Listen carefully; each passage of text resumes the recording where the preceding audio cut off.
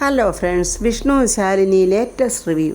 ചന്ദ്രബോസ് അവിടെ നിൽക്കുന്ന പോലീസുകാരോട് സത്യാമ്മയും രാഘവേട്ടനെ നോക്കിയിട്ട് ഇറക്കി വിടറോ ഇവരെ എന്ന് പറയുമ്പോൾ ആ പോലീസുകാർ അവരോട് പറയുന്നുണ്ട്, നിങ്ങൾ വെളിയിൽ പോകുന്നു. വിഷ്ണുവിനെ നോക്കി സങ്കടത്തോടെ അങ്ങനെ രാഘവേട്ടനും സത്യാമ്മയും പുറത്തോട്ട് പോയിക്കൊണ്ടിരിക്കുവാണ്. ആ സമയത്ത് രാഘവേട്ടൻ ഇങ്ങനെ ചിന്തിക്കുന്നുണ്ട്, ആ സ്വർണ്ണ ഞാൻ കണ്ടതാണല്ലോ, ഞാനത് എടുത്തതാണല്ലോ, പക്ഷേ അത് എവിടെ വെച്ചാണ് ഞാൻ എടുത്തത്, അത് എവിടെ വെച്ചത് എന്നൊന്നും നമ്മുടെ രാഘവേട്ടന് ഓർമ്മയിൽ വരുന്നില്ല. വിഷ്ണുവാണെങ്കിൽ അച്ഛൻ പറഞ്ഞ കാര്യം ഇങ്ങനെ ഓർത്തോണ്ട് നിൽക്കുവാണ്. അച്ഛൻ ആ സ്വർണ്ണം എടുത്തെന്നും നമ്മുടെ വീട്ടിലുണ്ടെന്നും ഒക്കെ പറഞ്ഞല്ലോ, അതെന്തായിരിക്കും എന്ന് വിഷ്ണു ഇങ്ങനെ ആലോചിച്ചുകൊണ്ട് നിൽക്കുമ്പോൾ ചന്ദ്രബോസ് സോമശേഖരൻ പോലീസിനോട് പറയുന്നത്, സോമശേഖര, ഇവനെ അകത്തോട്ട് കൊണ്ടുപോയി തള്ളു, അവൻ അവിടെ കിടന്ന് ബാക്കിയൊക്കെ ആലോചിക്കട്ടെ. ചന്ദ്രബോസിൻ്റെ വാലാട്ടികളാണല്ലോ സോമശേഖരനും മറ്റുള്ള പോലീസുകാരോടെ. അവർ വിഷ്ണുവിനോട് വാടാ ഇവിടെ എന്നും പറഞ്ഞ് വിഷ്ണുവിനെ അവരെ ജയിലിനകത്തുകൊണ്ട് ഇടുന്നുണ്ട്. നമ്മുടെ ശാരദാമ്മയ്ക്കാണെങ്കിൽ വക്രബുദ്ധിയും ഇല്ല, കള്ളം പറഞ്ഞുള്ള ശീലമില്ല. ഇപ്പോൾ അവിടെ നടന്ന സംഭവമൊക്കെ ഓർത്ത് ശാരദാമ്മ എന്തോ വേറെ ഏതോ ഒരു ലെവലിൽ ഇങ്ങനെ നിൽക്കുവാണ്. ശാരദാമ്മയുടെ സമനില തെറ്റിയ പോലെ തന്നെയാണ് ശാരദാമ്മ നടക്കുന്നത്. ആ സമയത്ത് അനൂപിൻ്റെ ഫോൺ അങ്ങോട്ട് വരുന്നുണ്ട്. ശാരദാമ്മേ, അനൂപ, മനസ്സിലായി, നിൻ്റെ അമ്മയ്ക്ക് എങ്ങനെ ഉണ്ടടാ? അമ്മയെ ICUയിൽ കയറ്റിയിരിക്കുക, അതുകൊണ്ട് 1-2 ദിവസം കഴിഞ്ഞേ എനിക്ക് അങ്ങോട്ട് വരാൻ പറ്റത്തുള്ളൂ. ശാരദാമ്മ, നൂറെന്തിയെ? അവൾക്കവിടെ കുഴപ്പമൊന്നുമില്ലല്ലോ? കുഴപ്പമേ ഉള്ളടാ, അവളെ നസീറിൻ്റെ ബാപ്പ വന്ന് കൂട്ടിക്കൊണ്ടുപോയി. അത് കേട്ടതും അനൂപ് അങ്ങ് ഞെട്ടി. എന്തുവാ ശാരദാമ്മയെ പറയുന്നത്? ഞാൻ ശാരദാമ്മയെ വിശ്വസിച്ചല്ലേ വിട്ടിട്ട് വന്നത്? ശാരദാമ്മ വാക്കും പറഞ്ഞതല്ലേ നോക്കിക്കോളാമെന്ന്. എന്നിട്ടാണോ ശാരദാമ്മ അവളെ പറഞ്ഞു വിട്ടത്? ഇത് ചതിയായിപ്പോയല്ലോ ശാരദാമ്മ, വലിയ ചതി. അതേടാ, ചതി തന്നാടാ. ഞാനേ മനഃപൂർവ്വം തന്നാടാ നിന്നെ ചതിച്ചത്. നിൻ്റെ അമ്മ എന്നോട് ചെയ്തതിനെ പ്രതികാരം ചെയ്തതാണെന്ന് ഞാൻ കണക്ക് കൂട്ടിയാൽ മതി. ഞാൻ ഇനിയും ചതിക്കും, എൻ്റെ ഉള്ളിലെ ദേഷ്യം തീരുന്നവരെ ഞാൻ ചതിക്കും. പാവം അനൂപ് അറിയുന്നില്ലല്ലോ ശാരദാമ്മ കിളി പോയി നടക്കുവാണെന്ന്. എനിക്കെന്താടാ, ചതിക്കാൻ പാടില്ലയോ? ശാരദാമ്മ എന്താ ഇങ്ങനെയൊക്കെ പറയുന്നത്? എനിക്കൊന്നും മനസ്സിലാകുന്നില്ലല്ലോ. അതേടാ, ആർക്കും മനസ്സിലാകത്തില്ല, ഒന്നും മനസ്സിലാകത്തില്ല. എല്ലാം മനസ്സിലാക്കി അനുഭവിക്കാനായിട്ട് ശാരദ ഇവിടെ ഉണ്ടല്ലോ. എടാ, നീ എന്തൊക്കെ കുഴപ്പങ്ങളാണ് ഇവിടെ ഉണ്ടാക്കി വെച്ചിട്ട് പോയതെന്ന് നിനക്കറിയാവോ? നിൻ്റെ അമ്മയായിട്ട് ഞങ്ങളുടെ കുടുംബം തകർത്ത് ഇപ്പം നീയായിട്ട് ഞങ്ങളുടെ സമാധാനവും തകർക്കുക. ഇത്രയൊക്കെ ദ്രോഹം ഞങ്ങളോട് ചെയ്യാൻ ഞാനും എൻ്റെ കുടുംബവും എന്ത് തെറ്റാടാ നിങ്ങളോടൊക്കെ ചെയ്തത്? മകനെപ്പോലെ നിന്നെ സ്നേഹിച്ചതാണോടാ ഞങ്ങൾ ചെയ്ത തെറ്റ്? പറയടാ. നീ ഞങ്ങളെ ജയിലിൽ കയറ്റുവോടാ? അനൂപിനെ എത്ര ആലോചിച്ചിട്ട് ഒരു പിടിയും കിട്ടുന്നില്ല. ഒരിക്കലും ശാരദാമ്മ ഇങ്ങനൊന്നും സംസാരിക്കത്തില്ല. അനൂപ് ചോദിക്കുക, ശാരദാമ്മ അവിടെ എന്താ ഉണ്ടായതെന്ന് പറ. നീ എന്നെ മേലെ അങ്ങനെ ശാരദാമ്മ എന്ന് വിളിക്കണ്ടടാ. ആ പേരിന് മേലെ നീ ഉച്ചരിച്ച് പോയേക്കരുത്. അതിനുള്ള അർഹതയൊന്നും നിനക്കില്ലടാ. ഇനി മേലെ നീ ഇങ്ങോട്ട് ഫോൺ ചെയ്തേക്കരുത്. ഇവിടെ നിൻ്റെ ആരുമില്ല. അച്ഛനെ കാണണമെന്നെങ്ങാനും പറഞ്ഞ് നീ മേലാൽ ഈ വഴിക്കങ്ങ് വന്നു പോയേക്കരുത്. ശാരദാമ്മയുടെ വീട്ടിൽ എന്തോ കാര്യമായി നടന്നിട്ടുണ്ടെന്ന് അനൂപിന് മനസ്സിലായി. അല്ലെങ്കിൽ ശാരദാമ്മ ഇങ്ങനെ ഒരിക്കലും സംസാരിക്കില്ല. ശാരദാമ്മയ്ക്ക് സഹിക്കുന്നതിനപ്പുറം എന്തോ സങ്കടം വന്നിട്ടുണ്ട് എന്ന് അനൂപിന് മനസ്സിലായി. സ്വന്തമാണ്, ബന്ധമാണെന്നും പറഞ്ഞ് ഇനി മേലിൽ നീ എൻ്റെ വീടിൻ്റെ പടി ചവിട്ടി പോയേക്കരുത് എന്നൊക്കെ ശാരദാമ്മ തലയ്ക്ക് വെളിവില്ലാത്ത പോലെ പറയുന്നുണ്ട്. കഷ്ടപ്പാട് ദുരിതങ്ങളും എല്ലാം ഉണ്ടായെങ്കിലും ശാരദ ഇന്ന് വരെ ആരെയും പേടിച്ച് കഴിഞ്ഞിട്ടില്ല. നീ കാരണം, നിൻ്റെ പ്രവൃത്തി കാരണം ഞങ്ങളിവിടെ പേടിച്ച് ജീവിക്കേണ്ട അവസ്ഥയാണ്. അതുകൊണ്ട് അനൂപ, നിന്നോട് എനിക്ക് ഒരു കാര്യമേ പറയാനുള്ളൂ. ഞങ്ങളെ ഇനി സ്നേഹിക്കാനായിട്ട് നീ ഇങ്ങോട്ട് വരണ്ട, കേട്ടോടാ എന്നും പറഞ്ഞ ശാരദാമ്മ ഫോൺ അങ്ങ് വലിച്ചെറിയുവാണ്. ശാരദാമ്മയ്ക്ക് അറിയില്ല ശാരദാമ്മയ്ക്ക് എന്ത് പറയണം, എന്ത് ചെയ്യണമെന്ന്. അനൂപും ചിന്തിക്കുന്നുണ്ട്, ഈ ശാരദാമ്മയ്ക്ക് ഇത് എന്ത് പറ്റി? ആ സമയത്ത് ഗോപാലൻ നായർ വന്നിട്ട് പറയുന്നത്, ശാരദ, നീ എന്തിനാ ഇങ്ങനെ ഒച്ച വെച്ച് സംസാരിക്കുന്നത്? അതിന് തക്കതായിട്ട് എന്തുണ്ടായി? ആഹാ, അത് കൊള്ളാമല്ലോ, ഒന്നും ഉണ്ടായില്ലേ? ഞാനേ സംസാരിച്ചത് നിങ്ങളുടെ മോനോടാ, അനൂപിനോട്. അവൻ ഒരുത്തൻ കാരണമാണ് നമ്മളിപ്പോൾ ഈ തീ തിന്നേണ്ടി വന്നത്. അവൻ കാരണം തന്നെയാ ഈ കാണുന്ന പൊല്ലാപ്പൊക്കെ എടുത്ത് തലയിൽ വെച്ചത്. ശാരദേ, ഒരബദ്ധം സംഭവിച്ചു പോയി, അതെൻ്റെ കയ്യിൽ നിന്ന് പറ്റിയതാ. അയ്യോ ഗോപാലേട്ടാ, നിങ്ങളല്ലത് ചെയ്തത്, ഞാനാ അത് ചെയ്തത്. നിങ്ങൾ വെറുതെ എന്നെ രക്ഷിക്കാൻ വേണ്ടി കുറ്റമൊന്നും ഏറ്റുപിടിക്കണ്ട. അയ്യോ എൻ്റെ ശാരദ, അത് അങ്ങനല്ല. നീ കാരണമല്ല അവൻ മരിച്ചത്, അതിൻ്റെ ഉത്തരവാദി ഞാനാ. അല്ല ഗോപാലേട്ട, ശാരദ, ഞാൻ പറയുന്ന കേക്ക്. ഞാൻ തള്ളിയപ്പോഴവൻ വീണത്. അതിൻ്റെ പേരിൽ നീ ഇനി ടെൻഷൻ അടിക്കണ്ട. ഇതിൻ്റെ പേരിൽ ഇനി എന്തെങ്കിലും അന്വേഷണം വന്നാൽ പോലും അതിനുള്ള വഴികളൊക്കെ ഞാൻ കണ്ടുവച്ചിട്ടുണ്ട്. പിന്നെ എന്തിനാ ശാരദ നീ ഇങ്ങനെ പേടിക്കുന്നത്? നീ ടെൻഷൻ അടിക്കാതെ ശകലം വെള്ളം കുടിച്ച്. എനിക്ക് വെള്ളം ഒന്നും വേണ്ട, ഞാൻ വേണപ്പം ഞാൻ കുടിച്ചോളാം. ശാരദ, ഞാൻ നിന്നോട് വീണ്ടും പറയുക, പെട്ടെന്ന് വരുന്ന ദേഷ്യത്തിൽ എന്തെങ്കിലുമൊക്കെ വിളിച്ചു പറഞ്ഞാലേ പിന്നെ നമ്മൾ ചെന്ന് നിൽക്കുന്ന വലിയ ഒരു ദുരന്തത്തിലായിരിക്കും. നമ്മളല്ലാതെ മറ്റാരും ഇതറിയരുത്, നമ്മുടെ മോള് ശാലിനി പോലും. നീ ഒന്ന് സമാധാനമായിട്ടിരിക്കും. ഒരാളും ഇതിൻ്റെ പേരും പറഞ്ഞ് നിൻ്റെ മുന്നിലോട്ട് വരില്ല. ഇനി അഥവാ ഇതിൻ്റെ അന്വേഷണം പറഞ്ഞ് ആരെങ്കിലും വന്നാൽ അത് ഞാൻ നേരിട്ടോളാം. അത് മറ്റൊരാളിലേക്ക് എത്തില്ല ശാരദ, ഞാൻ നോക്കിക്കോളാമല്ല. ഗോപാലൻ നായർ അങ്ങനെ എന്തൊക്കെ പറഞ്ഞ് സമാധാനിപ്പിക്കാൻ നോക്കിയാലും ശാരദാമ്മയുടെ തലയ്ക്ക് യാതൊരു വെളിവുമില്ല. ശാരദാമ്മ ആകെ പേടിച്ച് വിറച്ച് ഒരു വല്ലാത്ത രീതിക്കുള്ള നടപ്പാണ്. എന്ത് സങ്കടം വന്നാലും ശാരദാമ്മ ഓടിയെത്തുന്ന സ്ഥലം ശാരദാമ്മയുടെ പൂജാറൂമാണ്. ശാരദാമ്മയുടെ വിളക്ക് കത്തിച്ച് പ്രാർത്ഥിക്കുവാണ്. ഒരബദ്ധം പറ്റിപ്പോയി, മനഃപൂർവ്വമല്ല, രക്ഷിക്കണം. എത്രയോ ഊരാക്കുടുക്കിൽ നിന്ന് ഭഗവാനെ അങ്ങ് എത്രയോ പേരെ രക്ഷിച്ചിരിക്കുന്നു. ഒരു ജീവൻ അതെടുക്കാൻ ആർക്കും ഒരവകാശവും ഇല്ല. പക്ഷേ സംഭവിച്ചു പോയി ഭഗവാനെ, അവൻ ഞങ്ങളെ കൊണ്ടത് ചെയ്യിപ്പിച്ചതാ. എൻ്റെ ദേവി, മനസ്സിപ്പോൾ പിടിച്ചെടുത്ത് കിട്ടുന്നില്ല. അവിടുന്നല്ലാതെ മറ്റൊരാശ്രയം ഞങ്ങൾക്കില്ല. എൻ്റെ ദേവി, ഞങ്ങളെ രക്ഷിക്കണേ. ഈ ഒരു വലിയ കുരുക്കിൽ നിന്നും ഞങ്ങളെ ഒന്ന് രക്ഷിക്കണേ എൻ്റെ പൊന്നുദേവി എന്നൊക്കെ പറഞ്ഞ് കരഞ്ഞ് പ്രാർത്ഥിക്കുവാണ് ശാരദാമ്മ. നൂർജഹാനെ നസീറിൻ്റെ ബാപ്പ വന്ന് കൊണ്ടുപോയെന്നറിഞ്ഞപ്പം മുതൽ അനൂപ് ആകെ സങ്കടപ്പെട്ട് നിൽക്കുവാണ്. അവനൊരു എത്തും പിടിയും കിട്ടുന്നില്ല. അമ്മയാണെങ്കിൽ ഐസിയുവിലും കിടക്കുന്നു. എങ്ങനെ അമ്മയെ അവിടെ ഇട്ടിട്ട് ഓടി വരാൻ പറ്റും? ശാരദാമ്മ ഇന്ന് വരെ പറയാത്ത രീതിക്ക് ദേഷിച്ച് പറഞ്ഞിരിക്കുന്നു, അങ്ങോട്ട് കയറരുത്, അങ്ങോട്ട് വന്നു പോയേക്കരുതെന്നൊക്കെ. അവനാകെ ധർമ്മസങ്കടത്തിൽ ഇങ്ങനെ നിൽക്കുവാണ്. അപ്പോഴങ്ങോട്ട് അവൻ്റെ ബാലൻ മാമൻ അവൻ്റെ അടുത്തോട്ട് വന്ന് ചോദിക്കുന്നു, അനൂപ എന്താടാ, നിന്നെ ഞാൻ അവിടുന്ന് കൂട്ടിക്കൊണ്ട് വന്നപ്പം പോലെ ഞാൻ ശ്രദ്ധിക്കുന്നുണ്ട്. എന്തോ ഒരു പ്രശ്നം നിന്നെ അലട്ടുന്നുണ്ട്. എന്താടാ മോനെ, പറയടാ.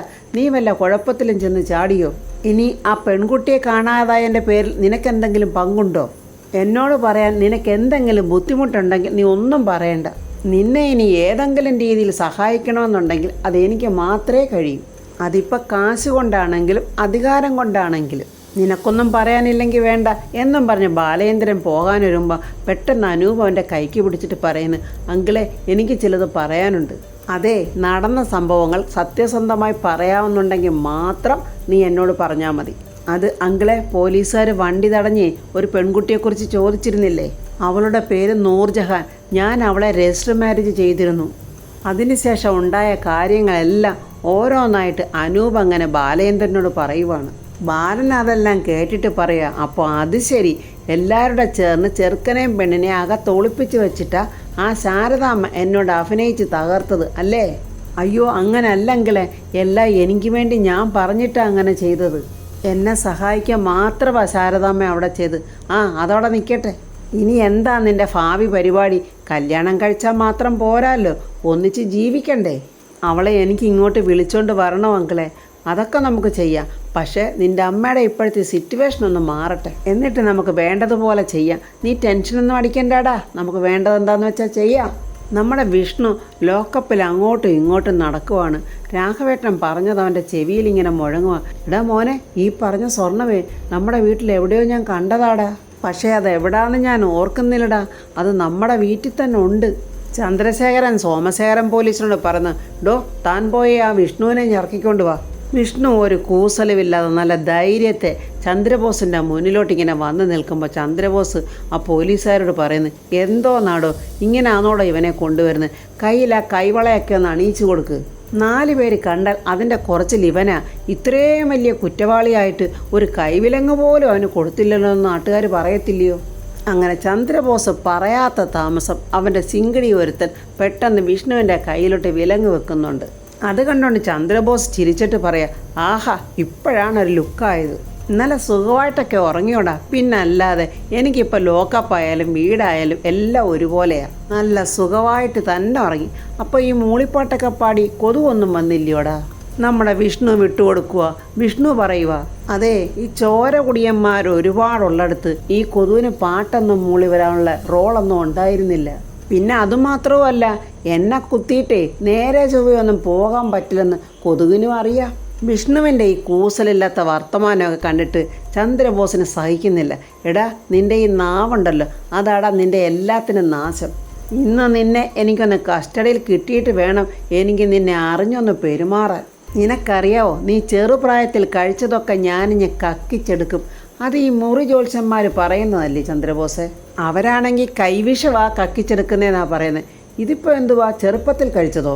എന്നിട്ട് പിന്നെ നിങ്ങളത് എന്തു ചെയ്യും? തെങ്ങിൻ്റെ ചവിട്ടിൽ വളവായിട്ടിടുവോ? മറ്റുള്ള പോലീസുകാരുടെ മുന്നിൽ വെച്ചാണ് വിഷ്ണു ഇങ്ങനെ പറയുന്നത്. ചന്ദ്രബോസിന് സഹിക്കുവോ?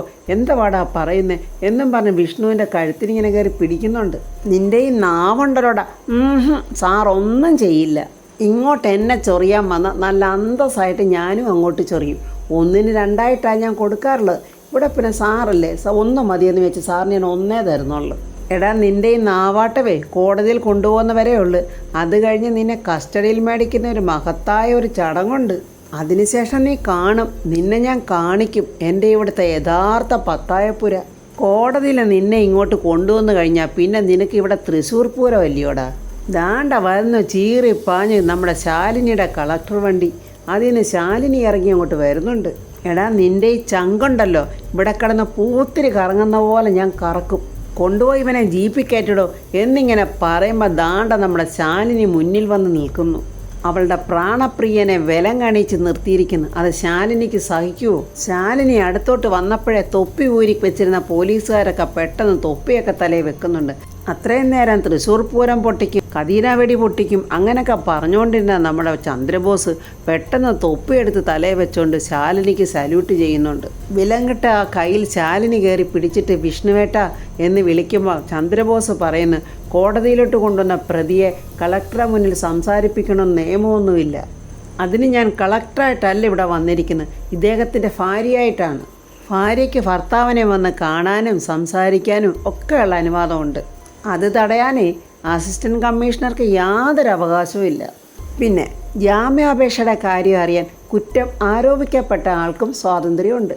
മേഡം, പ്രതിയെ സമയത്തിന് കോടതിയിൽ എത്തിക്കേണ്ടത് കേസന്വേഷിക്കുന്ന ഉദ്യോഗസ്ഥനെന്ന നിലയിൽ അതെൻ്റെ ഉത്തരവാദിത്തമാണ്. പിന്നെ ജാമ്യം കിട്ടുമോ എന്നുള്ള കാര്യം അത് കോടതിയല്ലേ തീരുമാനിക്കേണ്ടത്. ശാലിനി വെറുതെ ഇരിക്കുമോ? അതെന്താ ജാമ്യം കിട്ടാതിരിക്കാനേ? ഇത് ആളെ കൊല്ലുന്ന കേസൊന്നും അല്ലല്ലോ. അതുമാത്രമല്ല, 1-ാം പ്രതിയുടെ സ്ഥാനത്ത് നിൽക്കുന്നത് വിഷ്ണുവേട്ടനുമല്ല.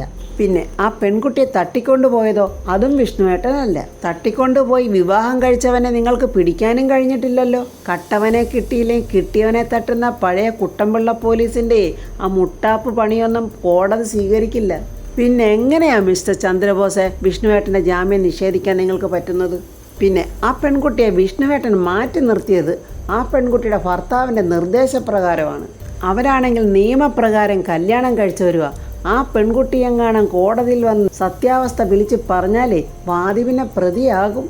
ഇനി ഇതുമല്ല ജാമ്യം കിട്ടാതിരിക്കാൻ വേണ്ടി മറ്റു വല്ലതുമായി എഴുതി പിടിപ്പിച്ചിരിക്കുന്നതെങ്കിൽ മിസ്റ്റർ ACP ചന്ദ്രബോസ്, നിങ്ങൾ കുറച്ച് കാര്യമായിട്ട് വെള്ളം കുടിക്കേണ്ടി വരും. അതിനുള്ള വകുപ്പുകളൊക്കെ ഞാൻ എൻ്റെ വക്കീലിനെ കൊണ്ട് ഉണ്ടാക്കിപ്പിച്ചോളാം. മാഡം, ഇത് മാത്രമല്ല ഇവൻ്റെ പേരിലുള്ള കേസ്. പുറകിന് വീണ്ടും വരുന്നുണ്ട് ഇവനെ പൂട്ടാനുള്ള കേസുകളൊക്കെ. അത് ആ ഓട്ടോറിക്ഷയിലെ സ്വർണത്തിൻ്റെ കേസല്ലേ? ആ സ്വർണം എടുത്തത് വിഷ്ണുവേട്ടനല്ല. അത് മാത്രമല്ല, ആ ദുർബലമായ കേസിൽ വിഷ്ണുവേട്ടൻ വീഴത്തതുമില്ല. കാരണം എന്താണെന്നറിയോ? അതിൽ യാതൊരു കഴമ്പുമില്ല. അതുകൊണ്ട് അതിന് വെച്ച ആ വെള്ളമുണ്ടല്ലോ, അത് ACP ചന്ദ്രബോസ് സാറങ്ങ് വാങ്ങി വെച്ചേരെ. പിന്നീട് എപ്പോഴെങ്കിലും ചന്ദ്രബോസ് സാറിന് ഉപകാരപ്പെട്ടെങ്കിലോ? എന്നിട്ട് വിഷ്ണുവിനോട് പറയുന്നു, വിഷ്ണുവേട്ടൻ ഒരു കാരണവശാലും വിഷമിക്കരുത്, ഇതൊന്നും ഒരു കേസേ അല്ല. എൻ്റെ വിഷ്ണുവേട്ടൻ ഇന്ന് സ്വതന്ത്രമായിട്ട് ഇതിൽ നിന്ന് പുറത്തിറങ്ങും. ഇല്ലെങ്കിൽ ഈ ശാലിനി ഇറക്കും, ഇത് എൻ്റെ വാക്കാണ് എന്ന് വിഷ്ണുവിനോട് പറഞ്ഞിട്ട് ശാലിനി ACP ചന്ദ്രബോസിനെ ഒരു നോട്ടം നോക്കുന്നുണ്ട്. ചന്ദ്രബോസ് ഭയങ്കര വീരവാദം മുഴക്കിക്കൊണ്ടിരുന്ന ആൾ ഏതാണ്ട് കളഞ്ഞ അണ്ണാനെ പോലെ ഇങ്ങനെ നിൽക്കുന്നുണ്ട്. കൂടെ നിന്ന പോലീസുകാരുടെ മുന്നിൽ വെച്ചാണ് ശാലിനി ഇതൊക്കെ പറഞ്ഞത്. ഭയങ്കര അപമാനഭാരമായിപ്പോയി ചന്ദ്രബോസിന്. ആ തലയിലിനെ തൊപ്പി അങ്ങോട്ട് വലിച്ചെറിഞ്ഞിട്ട് മറ്റുള്ള പോലീസുകാരോട് ചോദിക്കുന്നു, എന്തോ നോക്കി നിൽക്കുവാടോ നീയൊക്കെ, ഇവനെ വിളിച്ചാൽ ജീപ്പിലോട്ട് കയറ്റടോ. അങ്ങനെ വിഷ്ണുവിനെയും കൊണ്ട് പോലീസ് ജീപ്പ് കോടതിയിലോട്ട് പോവുകയാണ്. അപ്പോൾ ഫ്രണ്ട്സ്, ശാലിനി വിഷ്ണുവിനെ അവിടെ നിന്ന് പുഷ്പം പോലെ ഇറക്കിക്കൊണ്ടുവരും. പക്ഷെ അനൂപിൻ്റെ കാര്യം എന്താണെന്നൊന്നും പറയാൻ പറ്റുന്നില്ല. അനൂപിനെ അവൻ്റെ ബാലമാമനും അമ്മയും ചേർന്ന് ചതിക്കുവോ? നസീറിൻ്റെ കൊലപാതകത്തെക്കുറിച്ച് ശാരദാമ്മ ശാലിനിയോട് പറയുമോ? അനൂപിൻ്റെ ജീവിതത്തിലേക്ക് നൂർജഹാനെ അവർ കൊണ്ടുവന്ന് കൊടുക്കുമോ എന്നൊക്കെയുള്ള റിവ്യൂമായി നമുക്ക് നാളെ കാണാം. എൻ്റെ ഈ റിവ്യൂ ഇഷ്ടപ്പെട്ട ലൈക്കും കമൻസും, സബ്സ്ക്രൈബ് ചെയ്യാത്തവർ സബ്സ്ക്രൈബ് ചെയ്യണേ.